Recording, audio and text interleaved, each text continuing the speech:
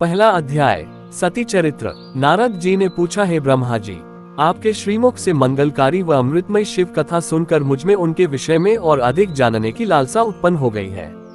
अतः भगवान शिव के बारे में मुझे बताइए। विश्व की सृष्टि करने वाले हे ब्रह्मा जी, मैं सती के विषय में भी जानना चाहता हूँ। सदाशिव योगी होते हुए एक स्त्री के साथ विवाह करके गृहस्थ कैसे हो गए? उन्हें विवाह करने का विचार कैसे आया? जो पहले दक्ष की कन्या थी, फिर हिमालय की कन्या हुई, वे सती पार्वती किस प्रकार शंकर जी को प्राप्त हुई? पार्वती ने किस प्रकार घोर तपस्या की और कैसे उनका विवाह हुआ?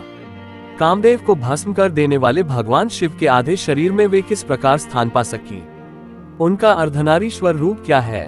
हे प्रभु, आप ही मेरे इन प्रश्नों के उत्तर दे सकते हैं। आप ही मेरे संशयों का निवारण कर सकते हैं। ब्रह्मा जी ने कहा, हे नारद, देवी सती और भगवान शिव का शुभ यश परम पावन, दिव्य और गोपनीय है। उसके रहस्य को वे ही समझते हैं। सर्वप्रथम तुम्हारी प्रार्थना पर मैं सती के चरित्र को बताता हूँ। पहले मेरे एक कन्या पैदा हुई, जिसे देखकर मैं काम पीड़ित हो गया। तब रुद्र ने धर्म का स्मरण कराते हुए मुझे बहुत धिक्कारा। फिर वे अपने निवास कैलाश पर्वत को चले गए। उन्हें मैंने समझाने की कोशिश की, परंतु मेरे सभी प्रयत्न निष्फल हो गए। तब मैंने शिवजी की आराधना की। शिवजी ने मुझे बहुत समझाया, परंतु मैंने हठ नहीं छोड़ा और फिर रुद्रदेव को मोहित करने के लिए शक्ति का उपयोग करने लगा। मेरे पुत्र दक्ष के यहाँ सती का जन्म हुआ। वह दक्ष सुता उमा नाम से उत्पन्न होकर कठिन तप करके रुद्र की स्त्री हुई। रुद्र ने गृहस्थाश्रम में सुखपूर्वक समय व्यतीत किया। उधर शिवजी की माया से दक्ष को घमंड हो गया और वह महादेव जी की निंदा करने लगा। दक्ष ने एक विशाल यज्ञ का आयोजन किया। उस यज्ञ में दक्ष ने मुझे, विष्णु जी को, सभी देवी देवताओं को और ऋषि मुनियों को निमंत्रण दिया, परंतु महादेव शिवजी एवं अपनी पुत्री सती को उस विशाल यज्ञ का निमंत्रण नहीं दिया।